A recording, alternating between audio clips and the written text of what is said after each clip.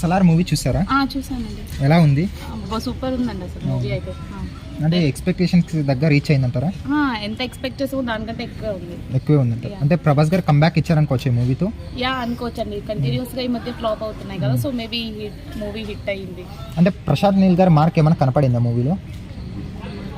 ఆయనది కొంచెం ఉంది అండి. అవును సరే కదా, కేజీఎఫ్ ని బీట్ చేస్తుంది అనుకోవచ్చా ఇది సలార్ మూవీ? కేజీఎఫ్ ని బీట్ చేస్తుంది అనిపిస్తుంది. బీట్ చేస్తుంది. అంటే మూవీలో అంటే ప్రభాస్ గారు అంత కట్అవుట్ చూడగానే ఎలా అనిపించింది అండి మూవీలో?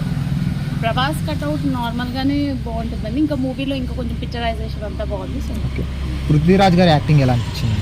పృథ్వీరాజ్ గారి యాక్టింగ్ బాగుంది. అలాగే శృతి హాసన్ గారు కూడా బాగుంది అండి. అందరూ బాగా చేస్తారు, అందుకే మూవీ బాగుంది. అంటే రాజమౌళిని మించి డైరెక్ట్ చేశారు అనుకోవచ్చా ప్రశాంత్ నీల్ గారు ఈ మూవీలో? రాజమౌళిని మించి అంటే చెప్పలేమండి. So it's like okay, overall గా అయితే బాగుంది అంటారు. ఓవరాల్ గా బాగుంది. అంటే పార్ట్ 2 ఎలా ఉండొచ్చండి? దీనికి మించి ఉండొచ్చా పార్ట్ 2?